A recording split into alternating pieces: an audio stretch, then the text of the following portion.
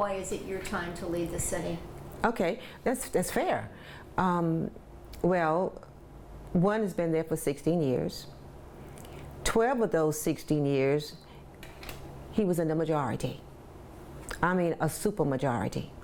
4 of those years, he was mayor pro tem. Now, all of a sudden, he's saying that he need to have this strategic plan or this comprehensive plan. You had at least 12 years. I can understand this administration, but you at least had 12 years to have a strategic plan. You had 12 years to have a comprehensive plan. You had 12 years where you can help reduce poverty and homelessness as well. So it's just a lot of fluff. When I walk into the first district, and I'm all over Savannah, always have been, some of the areas look like a war zone. There is the most impoverished district we have in Savannah. And when I thought about that area being represented by the same person for 16 years, it frightened me. I said, wow, we don't want the rest of the city to look like this. So here I am. As well as with the current administration. Our indebtedness is more now than it ever has been under any mayor and council.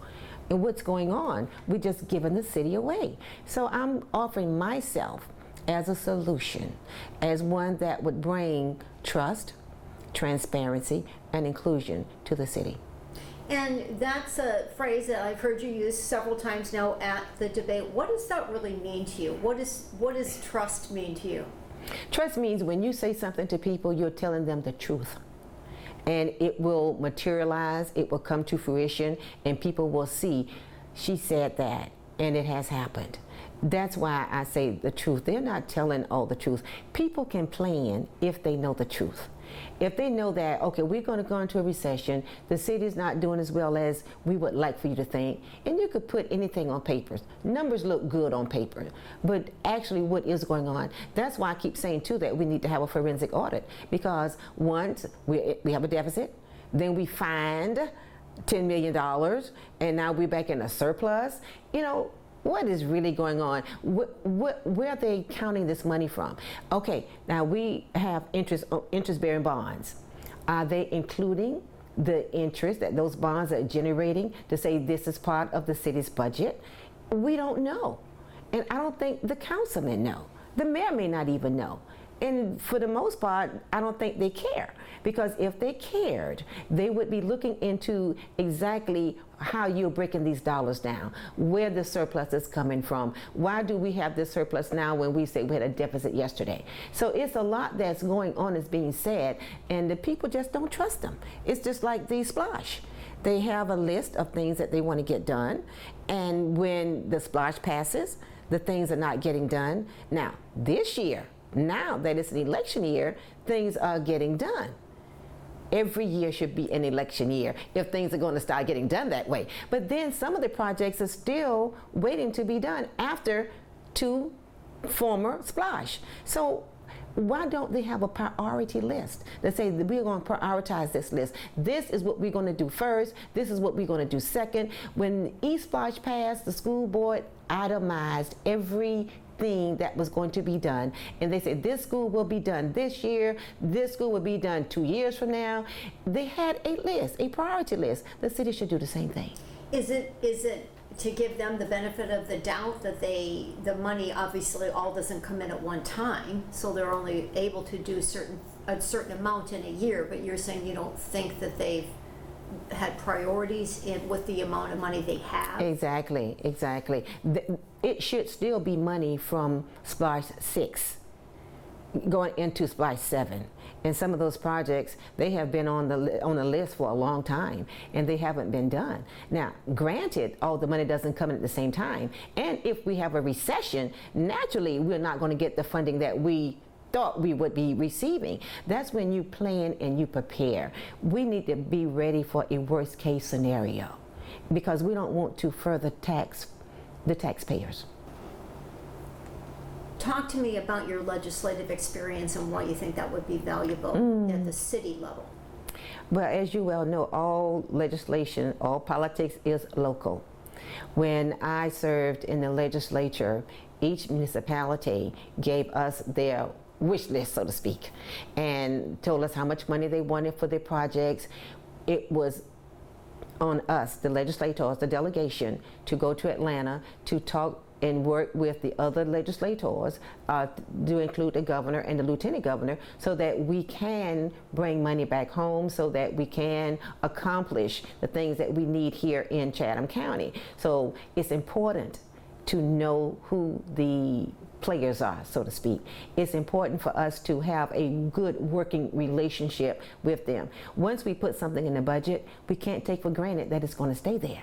You have to follow it. You have to track it. You have to talk from the time that budget process began until session is over. And even after that, we still have to convince the governor not to veto, a line item veto our money out of the budget. So it is an ongoing process from the time we get there until the time the governor signs off and the ink is dry. And I've worked with the governor. He was a state senator when I was in the state Senate.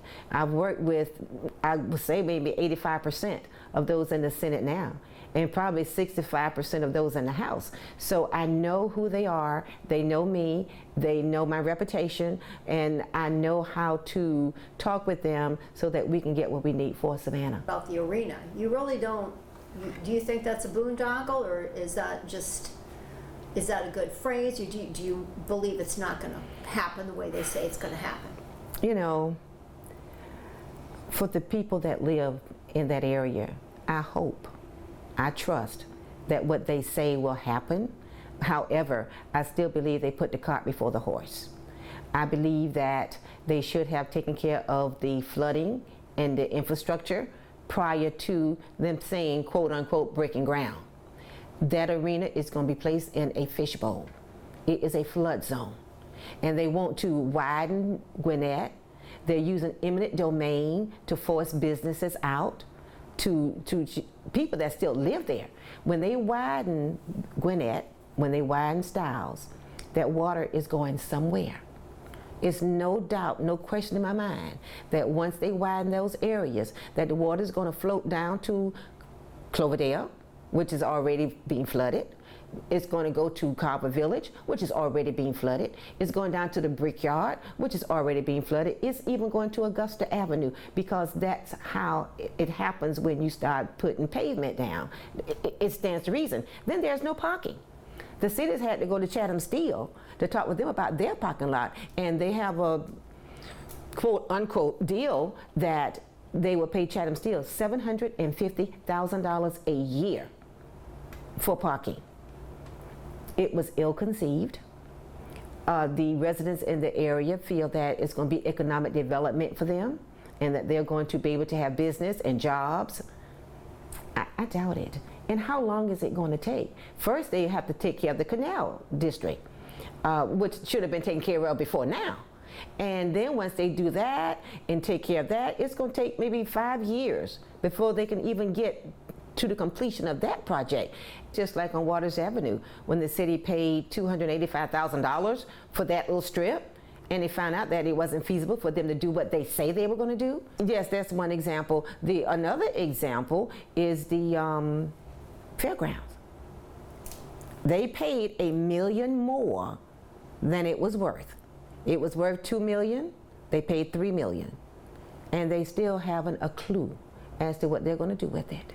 That's not right. That's not planning, and that is not including, and that's why I say we need inclusion. You need to talk with the people in those areas, the residents that's there, that's going to be inundated with more traffic, more density. You need to talk with them to find out before you spend money to say, okay, this is what we're going to do. They sold the Gamble building. And from what I understand, it sold it for a little less than what it was worth. They sold the municipal building on Broughton and Abercorn. They sold it for less than what it was worth, and then they say, well, that's because we want to put it back on the tax rolls. Well, it won't be back on the tax rolls until something is done. So, you know, let's be realistic. Let's be pragmatic. Let's think before we react. You should have done something. Don't wait until it's time to run again and say, this is what I'm going to do. That's when people don't trust you. I'm giving the people in Savannah a choice. They know what they have had, they know what's been going on in the city, and they know if the quality of their lives have been improved by the people that have represented them.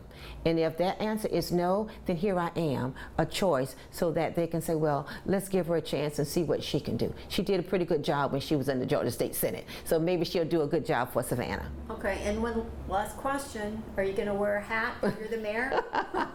It will probably be a little smaller one.